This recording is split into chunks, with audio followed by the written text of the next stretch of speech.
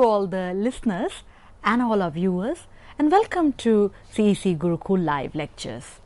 Dear readers, dear learners, dear viewers, today we will be discussing the topic that is understanding role of multinational corporations, MNCs as we say, in the domain of global politics and international business. At the very outset, let us understand what are multinational companies, what is the significant role that they play in global politics as well as in international business. Then as we take the lecture forward, we will be trying to understand how MNCs have evolved over a period of time, how are they different from transnational corporations, what are the differences between home and host countries, differences between FDI and FII, and most important, what is the relationship for MNC in the domain of state versus market domain. How do we situate MNCs in the realm of structural power versus relational powers? First, as you all know that the domain of global politics has an important link with the domain of international business too. Today, we all know that state is no longer the only unit of analysis.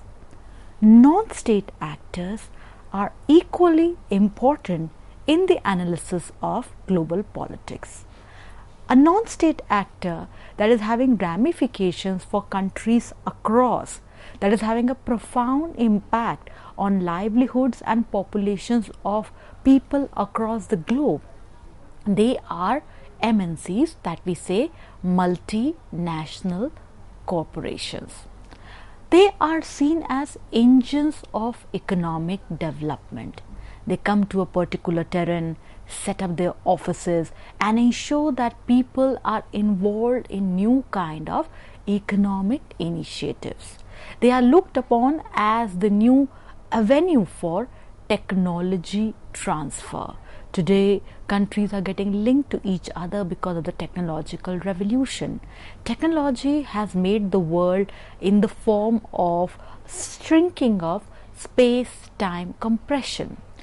MNCs are responsible for deepening globalization, and above all, they add more to a country from their within domestic corporate framework.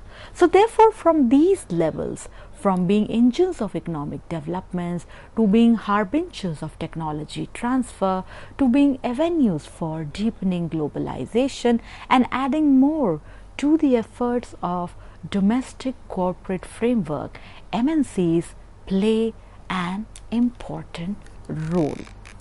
This brings us to our next very important discussion, that is, how are MNCs involved in the work culture and how is this work culture giving new dimensions to international business? See, MNCs come forward, set up new subsidiaries in host economies. They are presenting to us new layers, new ideas, which is partially responsible for vertical specialization. Then of course the entire corporate network and positioning of multinational corporations definitely gives more to international business scenario also, and corporate strategies of internationalization has a huge stake to learn, to discuss and ponder over for global politics as well as for international business. Earlier, the idea of subsidiaries in host economies was not known, but today MNCs have presented to it. Earlier the idea of vertical specialization was not much discussed, but today these are important takeaways for students and for practitioners alike in the corporate and global world. The entire exercises that go behind the corporate network and positioning of MNCs have huge intake for not only the operation of any person's everyday lives and livelihood involved within an MNC, but also it has linkages with the global apparatus, and the entire corporate strategies of internationalization add more to things and values. Now, today we have to see that networks have become more global. At the same time, there are regional too. There are debates on the role of different entries of strategies, mergers and acquisitions, greenfield investments, and there is of course another domain, that is MNCs are rapidly expanding. Now within these contested times, this is a time, today's era is an era of disruption. Contemporary times are known by challenges as well as opportunities. Present scenario is defined by crisis as well as new horizons. So therefore, when we see how networks are becoming more global, at the same time there are regional also. Then of course today mergers and acquisitions are defining how companies are there vying for new resources, involved in cutthroat competition. Greenfield investments, the entire rush to get the right kind of investment, and the entire paradigm of expansion of MNCs are new areas that have made the positioning and study of MNCs very important for the discipline of economics, international relations, international business, amongst others. Now, corporate internationalization, we can say it is one of the main developments of the past 20 years, if we say, of the global history. Today, the corporate structure of the world economy, if we say, if I go by data that I have studied for you all, say 2010, if I take as a base year, it is absolutely different from what the world was there in the time of 1990. We see that, today the volume of world trade, FDI, there are reports every day that they are expanding rapidly. There are, at the same time, we have to see that they are interrupted by regional, sectoral, global setbacks also. And this is what accounts for the dynamics that are involved in the working of MNCs, that at one point we are witnessing avenues that world trade and FDI are increasing from what they were in earlier times. And today what we are seeing, whereas at the other hand what we are seeing here is that they are feeling setbacks because of regional, sectoral imbalances and other global problems as and when they emerge. Now, no doubt there is global expansion of direct investment. There has been much more freer movement of goods and capital between countries, and historically, if we situate it, the idea of connect between nations always existed.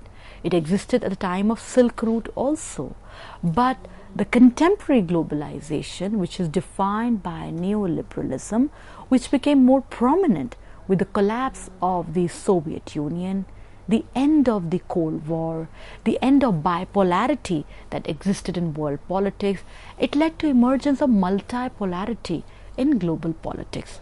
Within this multipolarity, one aspect was that with the free movement of goods and services between and across countries, interdependence, interchange became the hallmarks of not only our everyday life but for international business and global politics too. So what we see here is the entire integration of trade via FDI into the global system, how production sharing between the stages of production in corporate networks was given new fillip, and all this accounted to a significant role a non-state actor like multinational corporation can play in global politics and international business. Let us understand that our current era is dominated by increased technological use. Today we have if you just take an example, dear listeners, from our everyday life, we have an app for every kind of situation.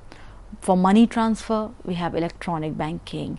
For connectivity, we have all kinds of social media paradigm. So global interconnectedness is a defining feature of our contemporary life. And within this, we have this idea of shifting demographics. Today, youth forms a majority of the population, and this youth is someone who is trying to have a global outreach also. Intensified competition amongst global business ventures. Now, with this intensifying competition amongst global business ventures is leading to innovation. Today, companies are out there to innovate. For example, every day you must be hearing about new kinds of mobile technology, from a 2G to a 3G to a 4G and to the present domain, that is 5G. We are hearing about new kinds of reformed products, mobiles with new features, air conditioners with new features, things with new added things.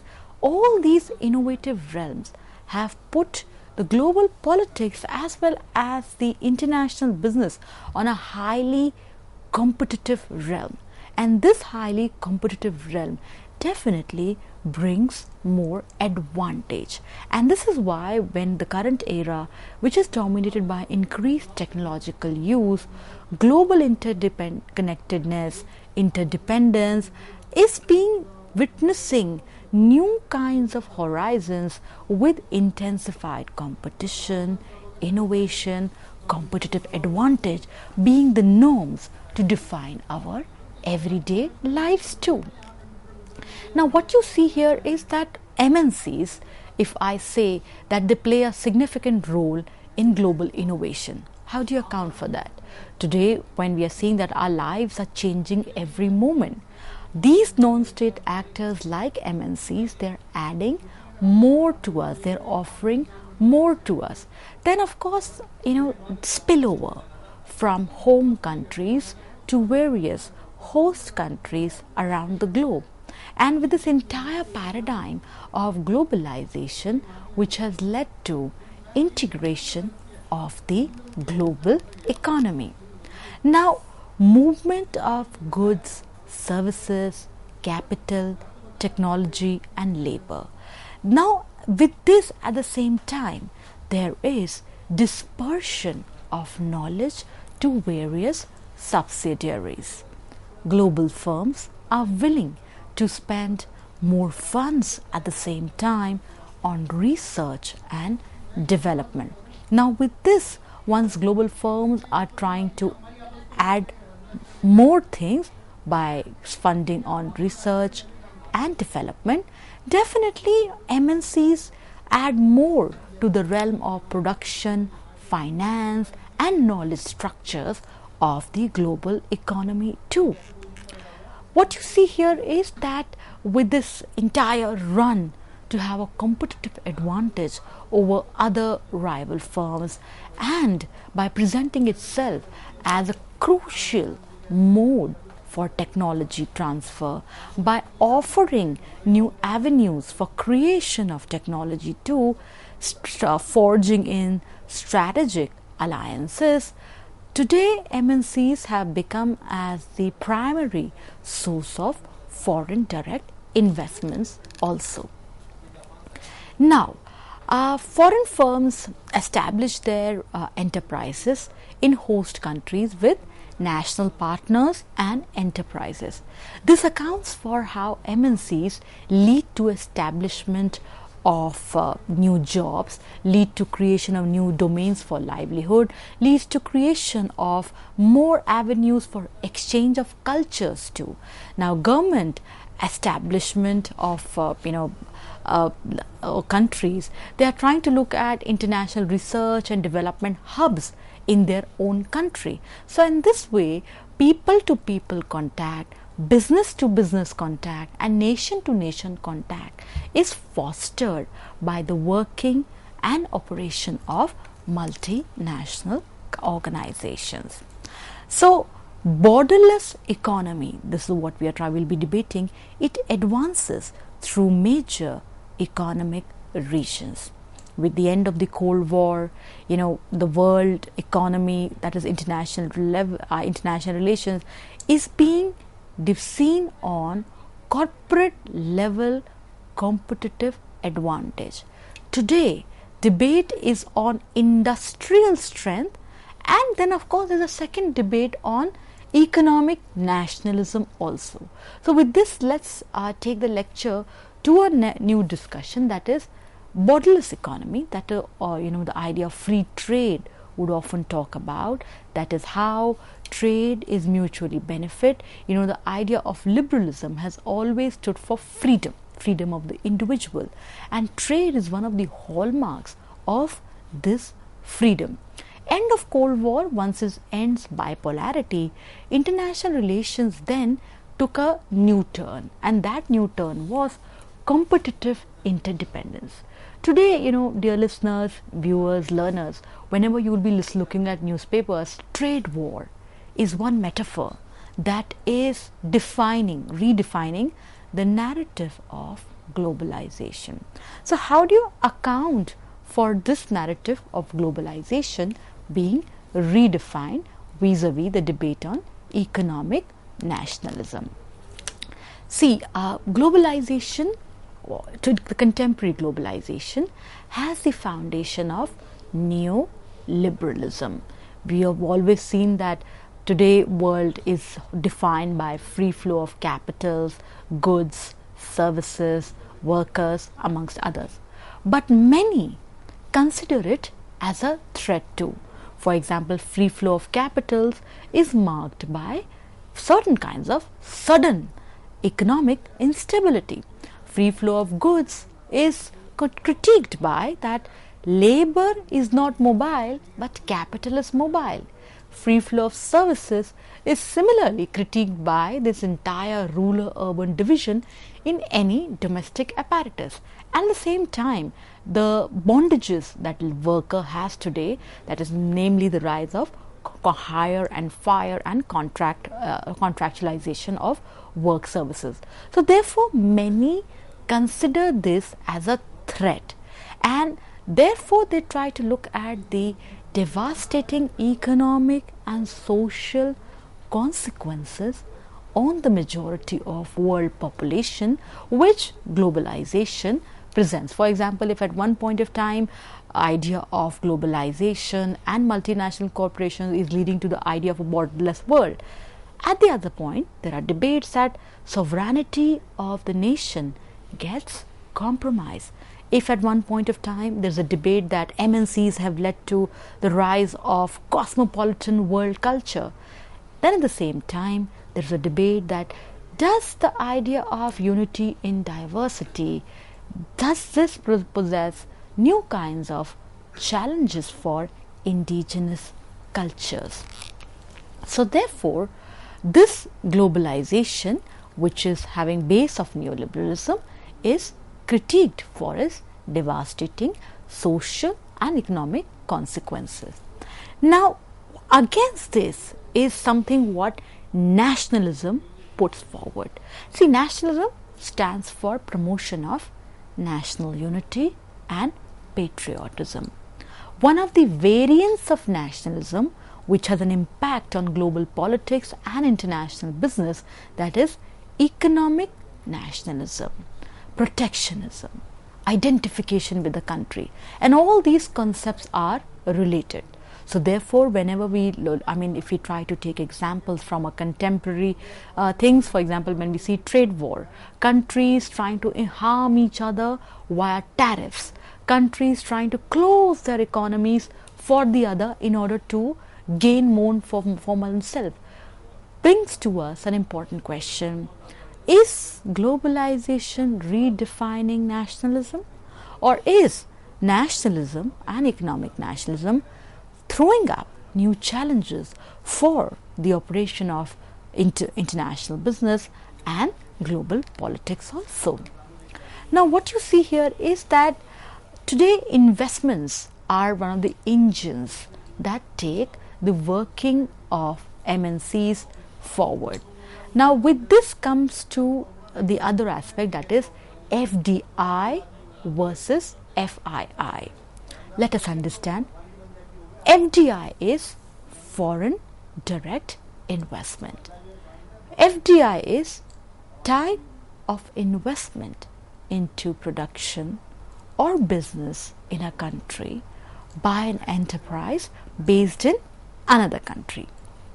Whereas FII, that is foreign institutional investment, investment fund based in the country other than the host country in which investment is made. Now, FDI, we have to take into account that flows into the primary market, whereas FII flows into the secondary market. At the same time, one of the important distinction between FDI and FII is that FDI, foreign direct investment, is a long-term investment, whereas FII is a short-term investment. Now, we have to see that when you're trying to study the working of MNCs, we have to understand the distinction between home and host country. Let's understand. Home country refers to the country where the headquarters are located. Host country refers to the foreign countries where the company invests. Then when you're trying to see that, multinational corporations, today multinational corporations are way much rampant, and this rampant also makes us understand that MNCs need to be distinguished from TNCs. Let's understand here. MNCs, we all know, they stand for multinational corporations or multinational companies. TNCs stand for transnational corporations. Now, both of them, they operate in many countries, but with TNCs, the difference as compared to a MNC is that there isn't a centralized management system. Multinational corporations, multinational enterprises have a centralized management system which cannot be seen in a transnational enterprise. This is one of the core distinction whenever it comes to your knowledge, whenever you see between TNCs and MNCs. This is one of the core distinction, that with TNCs there isn't a centralized management system, whereas MNCs, multinational enterprises, have a centralized management system which cannot be seen in a TNC. So when we try to look at the working of MNC vis-a-vis a TNC, one point of similarity here is that both multinational and transnational companies have foreign affiliates and they operate around the world. Now, let's get into some factual domain. I present to you some facts that I have collected from a business source, that is the kind of significance MNCs are having in the global politics and world affairs and international business. According to United Nations, the largest 100 multinational corporations control about 40% of world trade.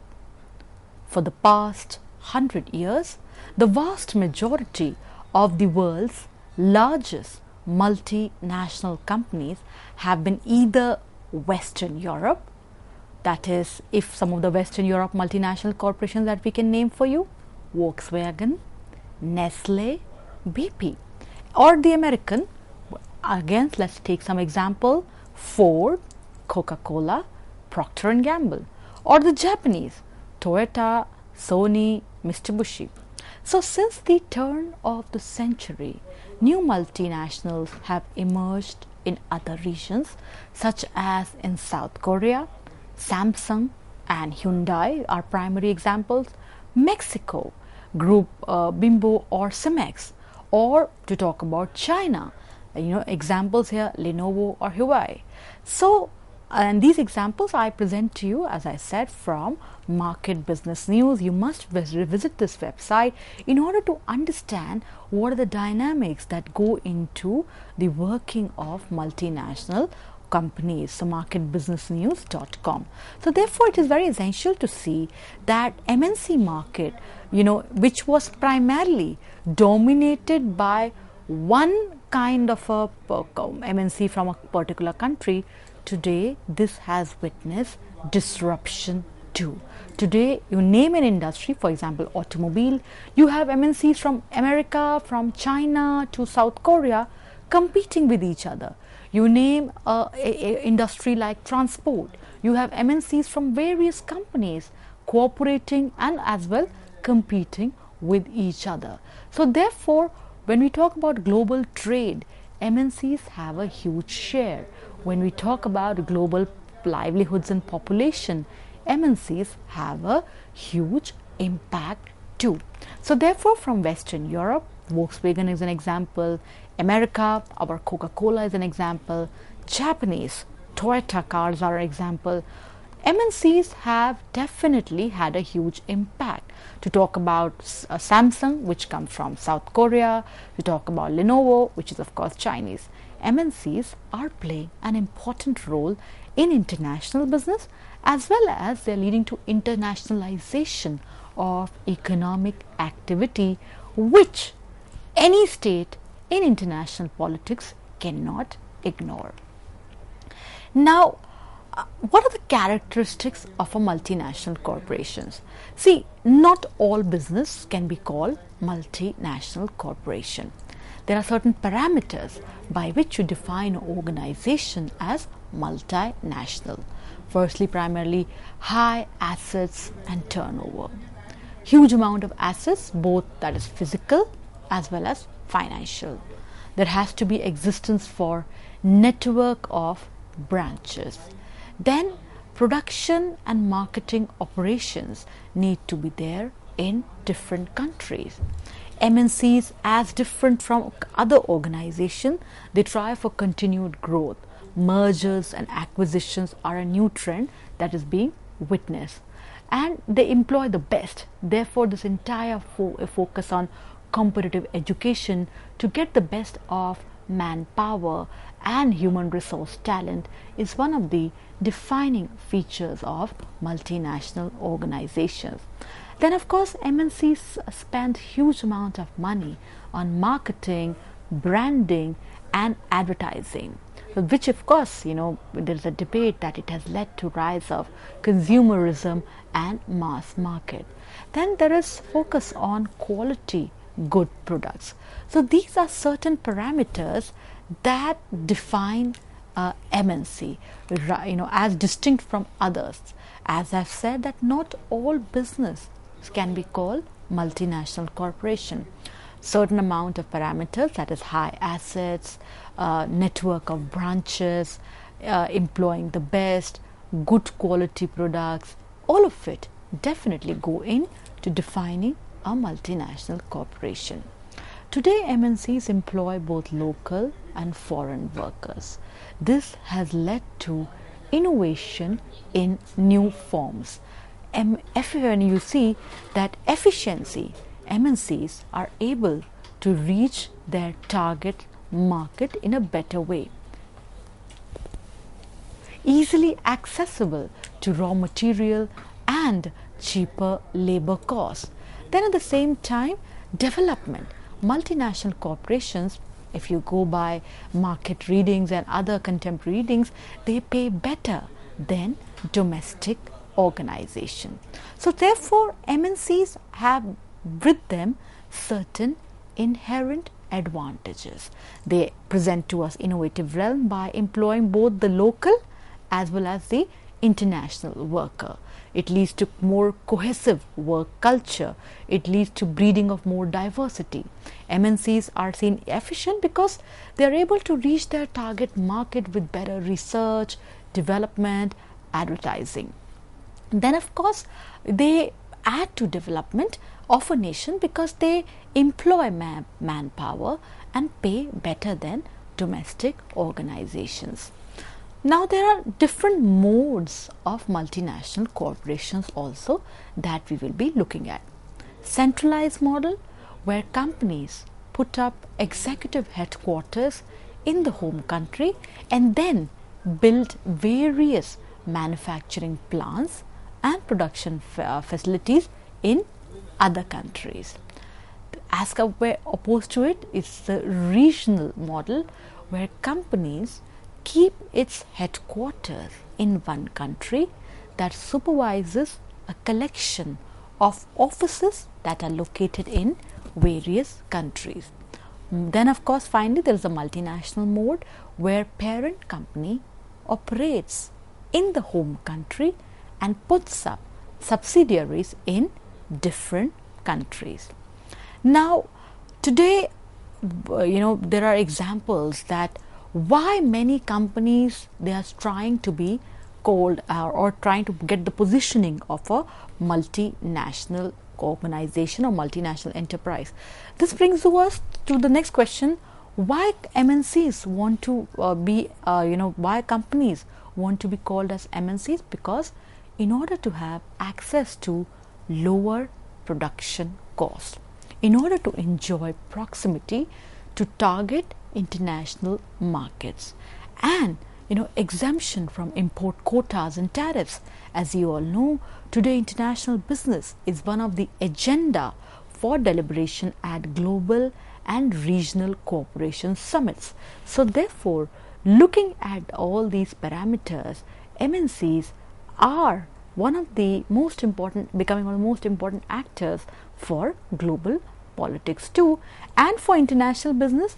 How today companies are in a competitive realm in order to position themselves as a multinational enterprise, in order to have better access to lower production costs, proximity to target international markets, and to place themselves better in the international business also by better exemption from import quotas and tariffs. Now multinationals are undoubtedly a force to be reckoned with. Currently, if you see that some of the 200 large multinational enterprises or clusters which operate simultaneously in 20 or more nations and are joined together by common ownership and management strategy. Now again, to present you some facts which I took from the Market Business News, that is, today $3 billion of value added annually by each of the top 10 multinationals is already greater than the gross national product of, say, some 80 members of United Nations. Observers are also predicting that by the end of the century, 300 giant corporations will account for a large majority of world industrial production. Now, there are certain important questions that are raised, and for this I would be taking help of this article, that is the article which you all must refer, that is by Joseph S. Nye Jr. The article is titled as Multinationals, the Game and the Rules, that is multinational corporations in world politics. This article appeared in Foreign Affairs in October 1974. Now see, the question this article raises in 1974 are equally important in the contemporary time also. So let's once again look at some of the alarming figures that Joseph Nye presents to us. He says that no doubt multinationals are a force to be reckoned with. There are some 200 large multinational enterprises or clusters of corporations which operate simultaneously in 20 or more different nations and are joined together by common ownership and management strategy. Then $3 billion of value added are annually by each of the top 10 multinationals, which is already greater than the gross national product of some n number of United Nations member states, and how they are accounting for a large majority of world industrial production. This presents to us some important questions that Nye presents to us in his article in 1974, and I present these questions again to our listeners as we come towards the conclusion of our lecture in order to reflect better on the structure, functioning and operational paradigm of MNCs for global politics and for international business. Let's go through the question: why do multinational corporations seem to many nations to present an important threat?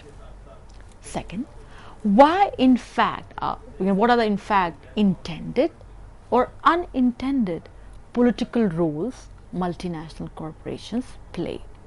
Then what can be done to cushion or regulate the conflict that one now see between multinational corporations and the less developed countries of the world? So therefore, the questions that Nye raised in his article in 1974, these questions are still having a bearing on world politics, global affairs and international business also. So what Nye said in 1974, that is, the size and political impact of multinationals will continue to grow, but at the same time, what merits our attention: will this multinational again lead to north-south division in global politics? Will this MNC still sustain the rich versus poor world in global politics? And at the same time, one has to take into account what Nye said, some of the disadvantages that appear with the large area. In our previous slide, we saw that how MNCs are primarily from Europe, America, South Korea, China also now, that will there be representation from the underdeveloped world, from the developing world in this entire global business scenario then? Now, Nye also points out, that is very important to understand, that challenge to governments will come more from global scope and mobility than from corporate size, that will challenge the welfare goals of the governments. Today, when we see that we are living in a world of globalization, at the same time we cannot ignore that with free movement of goods and services, capital is mobile but labor is not. There has been rise of contractualization of labor, hire and fire policies, and of course multinational move to better terrain. We must have heard about capital flight, that is in moving to terrains which fetches better profits, because after all this globalization is driven by neoliberalism. So with free trade comes in the inherent disadvantages of instability also. This is what Nye points out, that will there be challenge on the welfare goals of the government. So corporate mobility, which is greater in service and some manufacturing than in extractive industry, is then not only a challenge for the small states, but also, as Nye points out, to a large state like the United States. Then we have to see that though there has been rise of China and mega firms from Europe, Japan and other even Far Eastern countries, but at the same time US based multinationals still dominate the international business scene also, and this definitely has a profound impact on global politics also. Now, if I can present you some data from, say, for Fortune Global 500, I've taken the data from there. If we try to study 36 countries and the amount of multinationals they have in international business. First is America, 128 MNCs which are having a say in Fortune Global 500, followed by China 95, Japan 57, France 31, Britain and Germany 28, South Korea 17, Switzerland and Netherlands 13, Canada 10.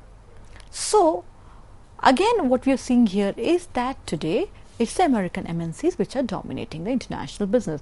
But at the same time, though American Walmart is world's biggest corporation, if you talk about China, Sinopec, Royal Dutch, Shell, ExxonMobil, they are very important players in the oil industry.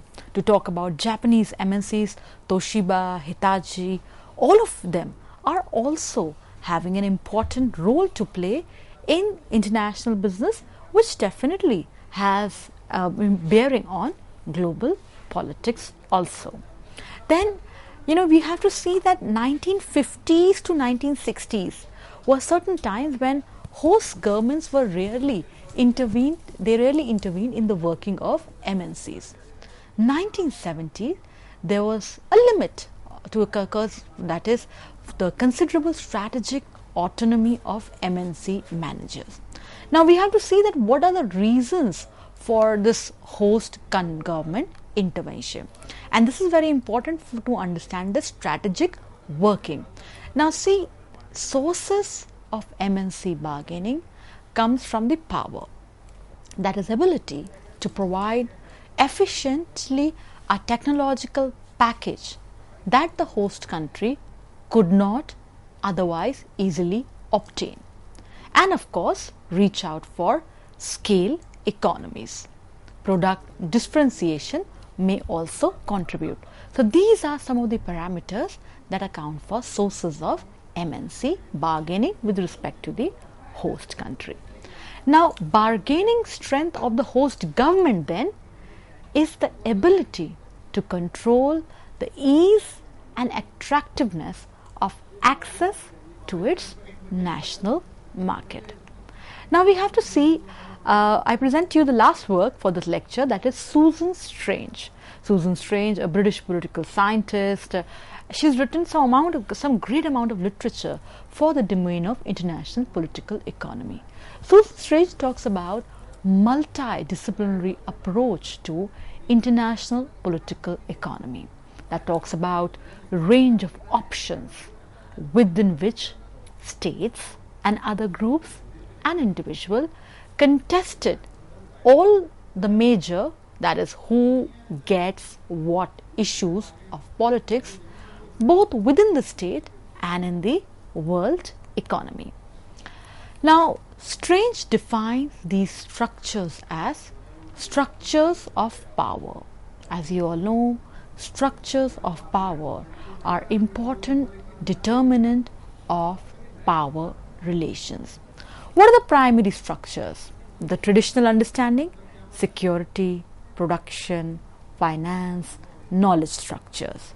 To add to that, there are secondary structures, that is the transport system, sea, air, trade, energy, welfare, power structures. Now, the work that is very essential for us to understand in order to have a better understanding of MNCs in global politics and international business, that is Susan Strange's work. The name of the book is States and Markets. It's by Pinter Publishers, London, 1988. It gives us insight into competitive environment of the world economy. It talks about structural power being more decisive than the relational power. Power is always seen as bargaining, but Strange says it's the structural power which is more decisive than the relational power. Relational power is power of an individual, group or a state to get another individual, group or a state to do something it would otherwise not do. And as opposed to that, the structural power that shapes and determines the structures of world political economy within which the states, institutions, groups or individuals have to operate.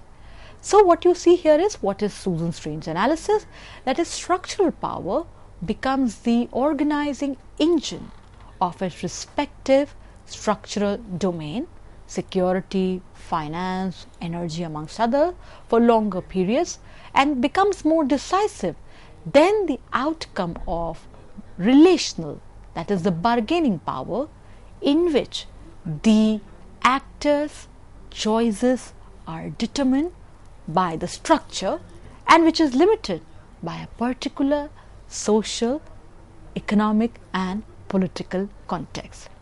So dear listeners, what you see here is finally that in Susan Strange analysis and in framework, power, in other words, is not concentrated in one aspect, and it does not stem not only from one source but can be found and derived from a number of structural domains too.